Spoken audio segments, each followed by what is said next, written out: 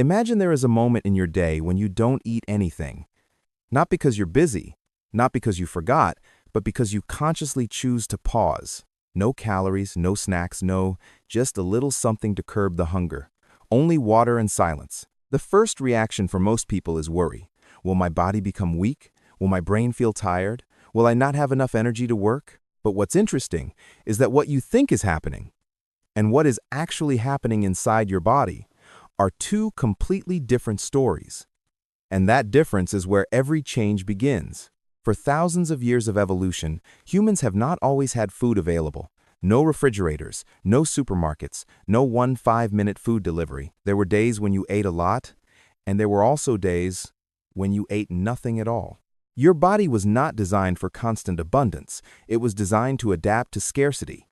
And the remarkable thing is this: when you stop eating, your body does not panic. It switches modes. In the first 12 hours, you won't notice anything particularly special. Your body is still using its familiar energy source, glucose from your previous meals, stored as glycogen in the liver and muscles.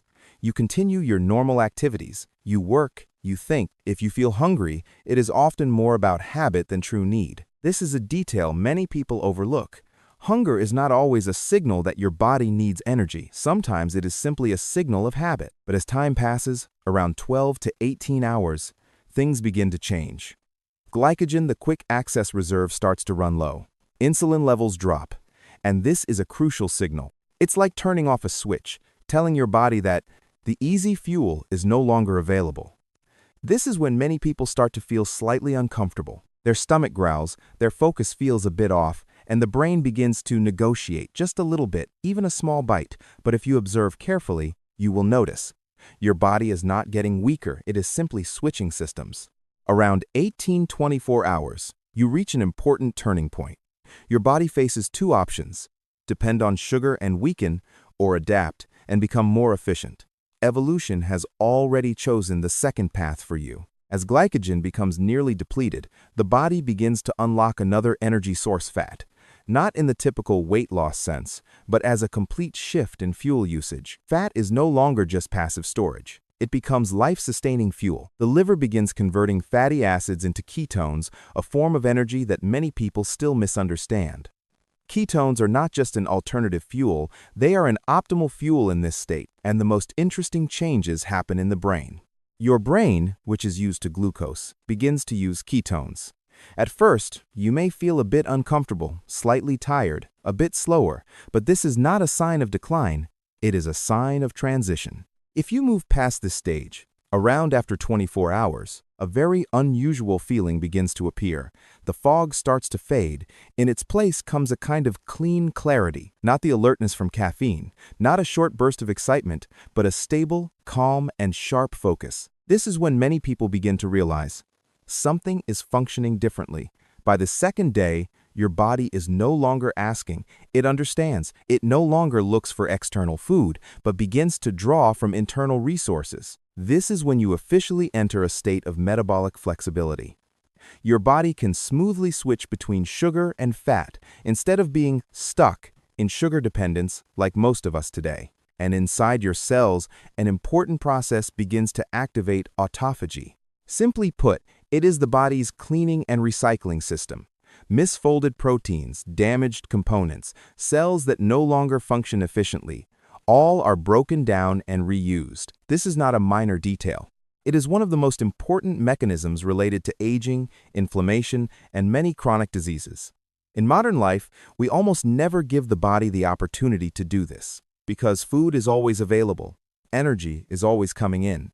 And when digestion is constantly busy, the body prioritizes processing food rather than repairing itself. From this perspective, fasting is not about lack, but about creating space for the body to do more important work. One interesting thing many people experience at this stage is that hunger is not as strong as they expected. It doesn't disappear completely, but it changes. It comes and goes in waves. If you don't react immediately, it will settle down on its own. This teaches you something very practical. Not every sensation needs to be responded to right away.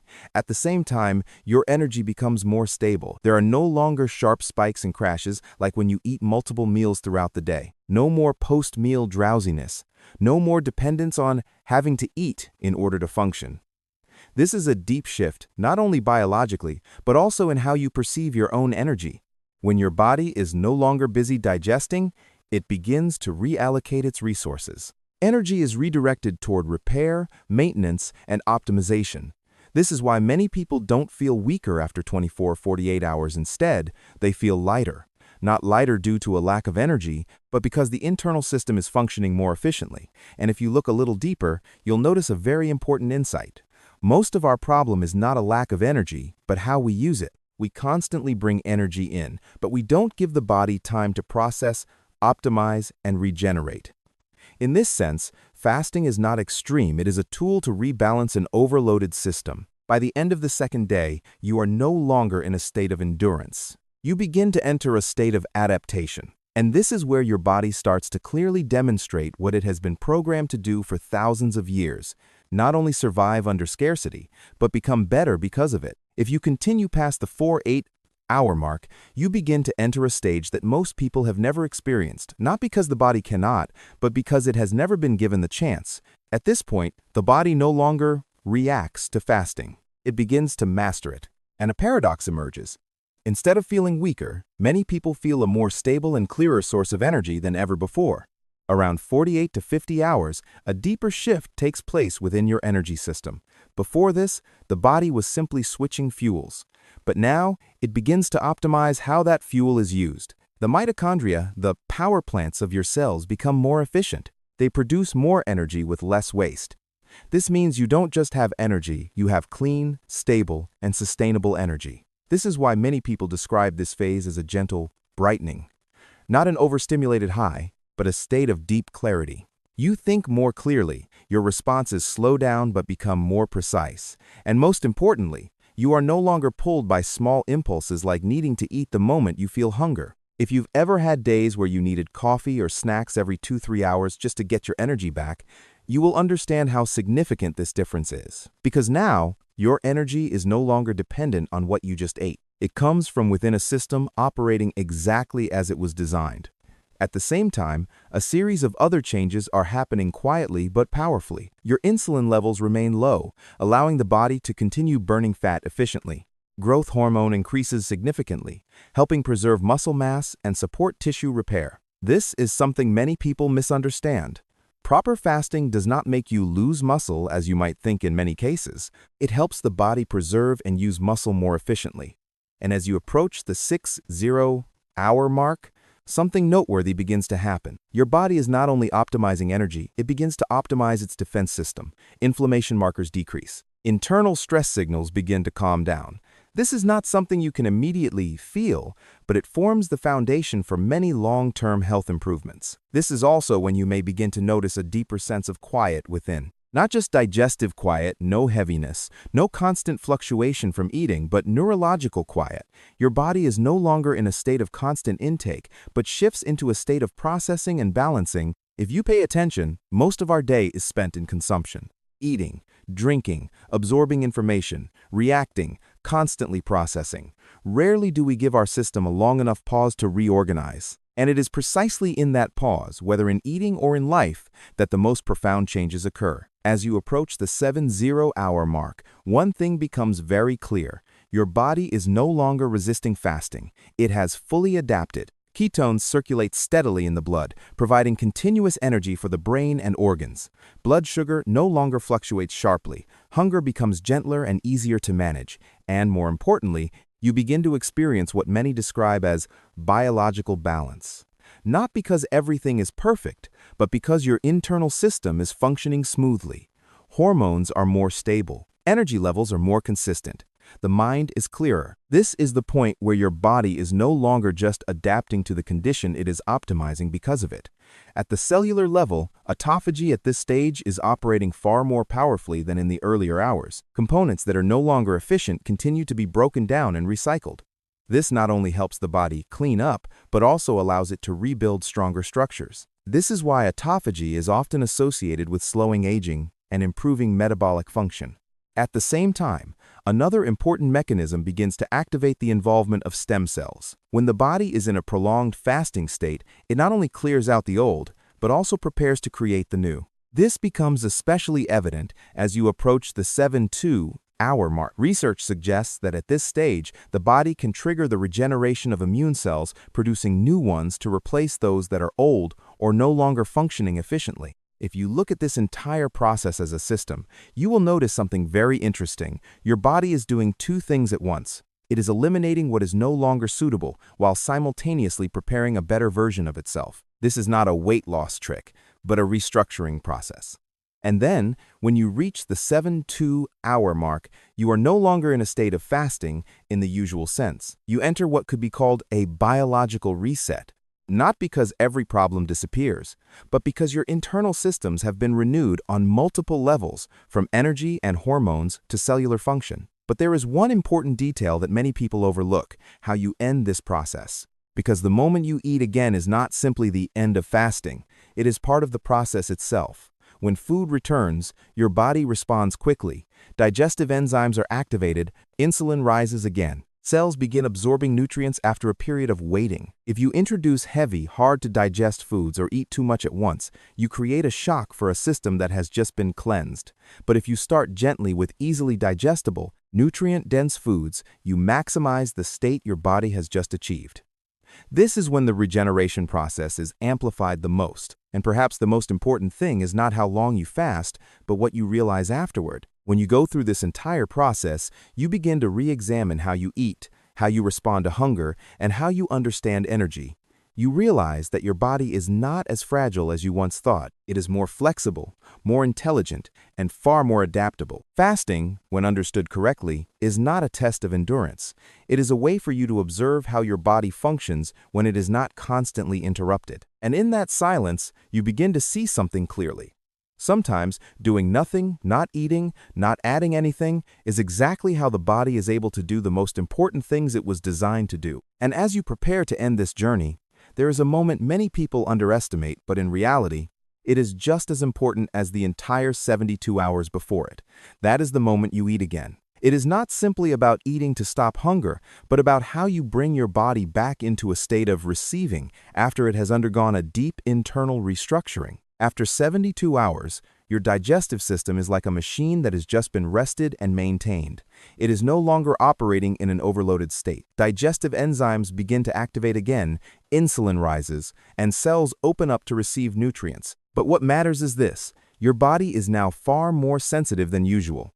It reacts faster, absorbs more efficiently, and can also become overloaded more easily if you do not reintroduce food properly. This is why the way you break your fast can determine how much benefit you retain from it. If you end with a heavy meal high in sugar and fat, you not only disrupt the balance you just achieved, but also shock your system. On the other hand, if you start gently with easily digestible, nutrient-rich foods, you are activating the regenerative phase in an optimal way. Many people describe the experience of eating again after fasting as very different. Taste becomes sharper, smells become clearer, and there is a strong sense of presence in each bite. This is not merely psychological. It is your body reconnecting with its internal signals, something we often lose when we eat out of habit, emotion, or environmental cues. And this is where a deeper shift begins, not only in your body, but in how you perceive eating.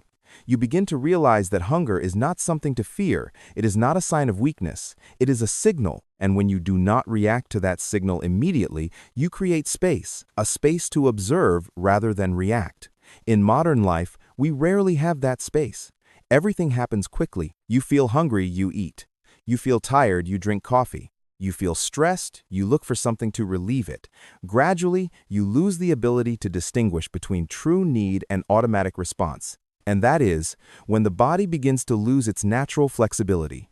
Fasting, from this perspective, is not just a biological method. It is a way to reset your relationship with your own body. You begin to understand that energy does not only come from adding more, but also from giving your body enough time to use what it already has. There is a very practical insight you may gain from this experience. Most of the fatigue in life does not come from a lack of energy, but from a system that never gets to rest. You are constantly consuming not just food, but information, emotions, pressure. And without pauses, the body has no opportunity to rebalance. A 72-hour fast, in some sense, is not just about metabolism. It is an intentional pause, a pause long enough for your body to shift from intake mode to processing mode. And it is in that mode that the deepest changes occur. But it is also important to say this clearly. This is not for everyone, and it should not be approached in an extreme way. People with underlying medical conditions, pregnant women, or those with a history of eating disorders should seek professional guidance before trying it. The goal here is not to push yourself to the limit, but to understand how your body functions under different conditions. What matters is not how long you fast, but what you learn from the experience. You may not need 72 hours to notice meaningful changes. Even shorter windows, 12 hours, 16 hours, can make a difference if done properly and consistently. And if you look back at the entire journey, one thing becomes very clear. Your body is not a fragile system that needs to be constantly fed. It is an intelligent system, capable of adapting and self-regulating. The problem is that we rarely give it the opportunity to do so. We live in an environment where everything is always available. Food is always there. Energy is always there. And this constant abundance disconnects us from the deeper mechanisms of the body, mechanisms that only activate when there is space, when there is scarcity, when there is a pause.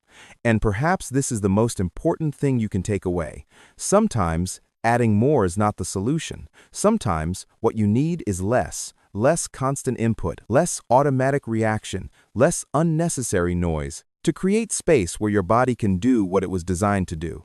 You don't need to become someone who practices long fasts to benefit from this, but if you understand the principle behind it, you will begin to see things differently. You will eat more consciously, you will listen to your body more clearly, and most importantly, you will no longer feel completely dependent on what you consume every day, because at a deeper level, energy does not come only from food.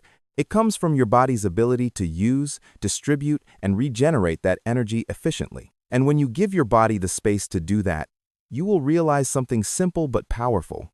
You are not as weak as you think. You just have never allowed your body to fully express what it is capable of.